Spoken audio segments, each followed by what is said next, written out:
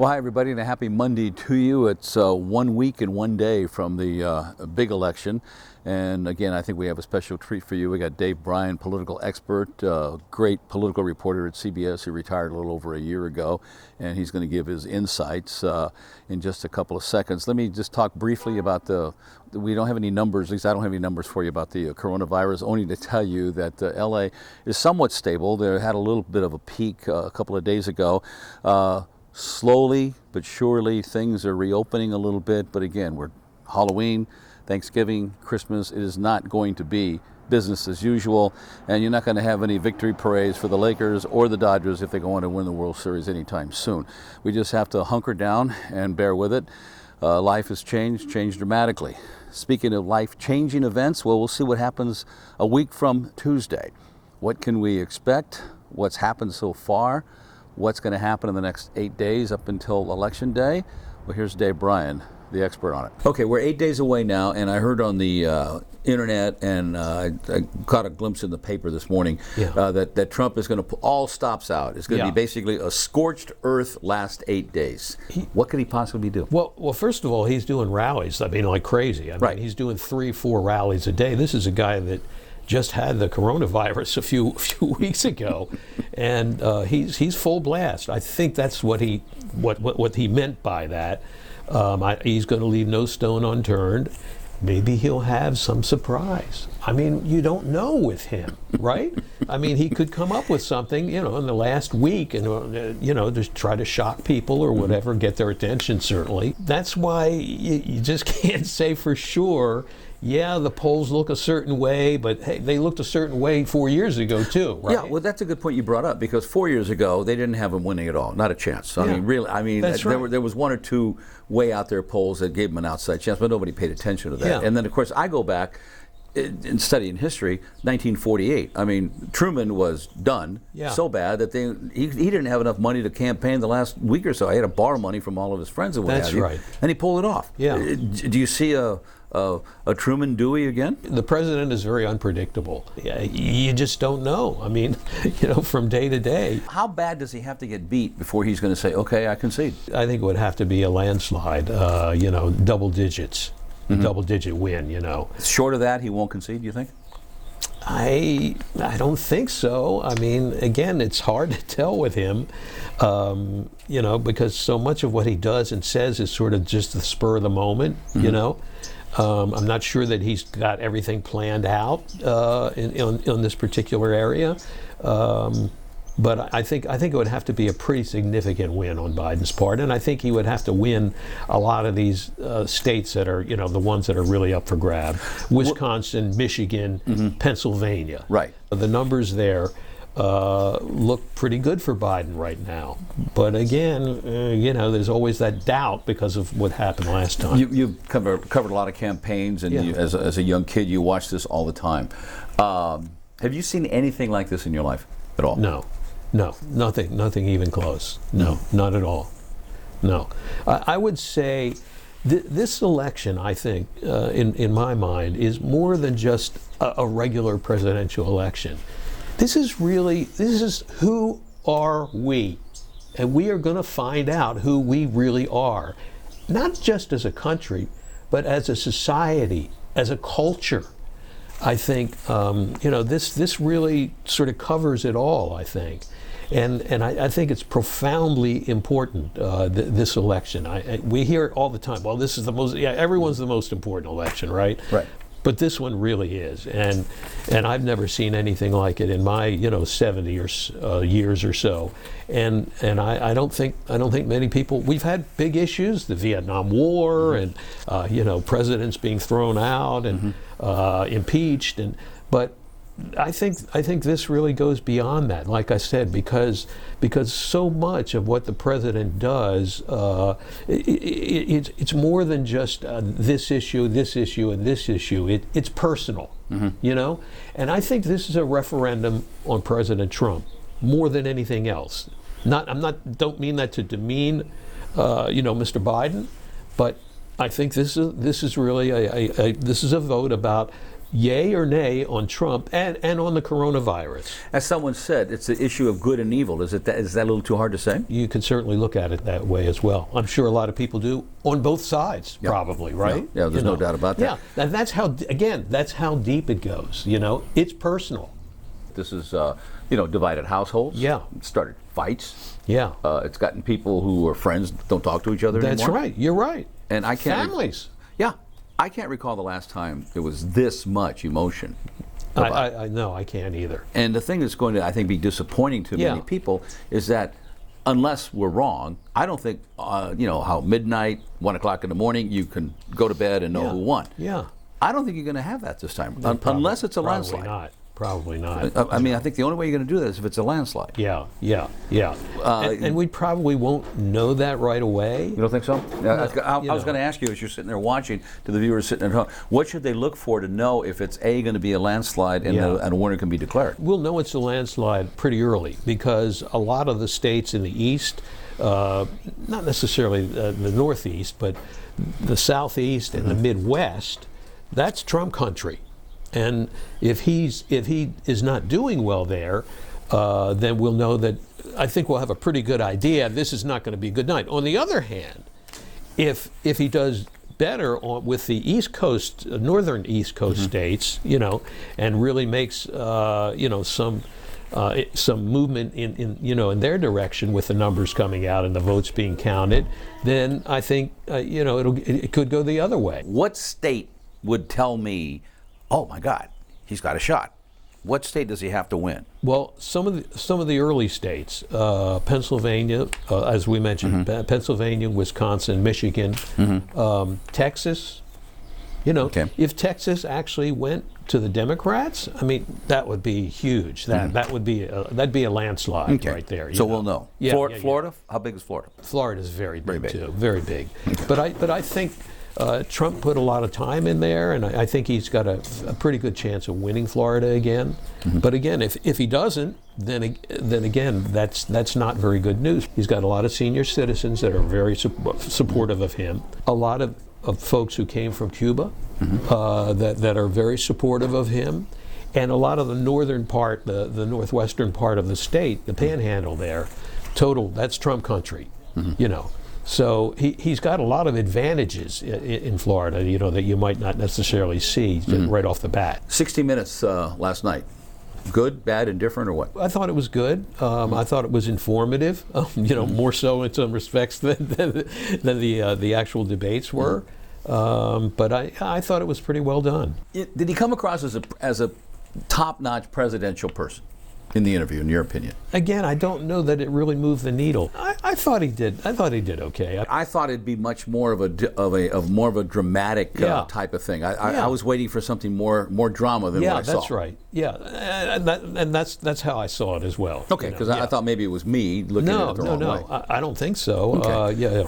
And has Biden finally put to rest the issue that his stability, the fact that he may be slowing up and forgetful because of his age, has he finally put that to rest?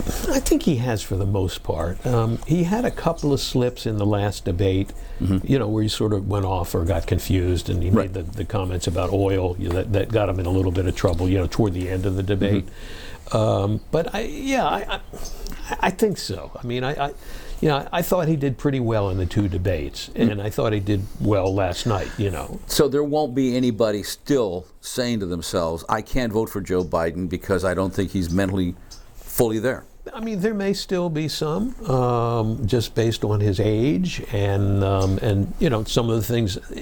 What really hurt him, I think, were the Democratic debates, to be honest with you, because that's where he sort of would lose his theme and what he was talking about. He got to, but that's as that moves further and further, into the distance. I think I don't think it's a big problem for him. And I want to get to a couple of key local issues. Yeah. DA's race, Jackie Lacey against George Gascon. Right. Your insights on that one? Well, I think that it's a great race, and it's getting national attention. The Oh, yeah. New York Times has done stories on it, and other papers around the country. The country's watching because it's so relevant now, right? Right. With Black Lives Matter and all the things that are going on. They represent such completely different sides of the crime issue, right? Gascon is a hardcore progressive. He had some success in San Francisco, but he had plenty of critics there too about some of the things he did there.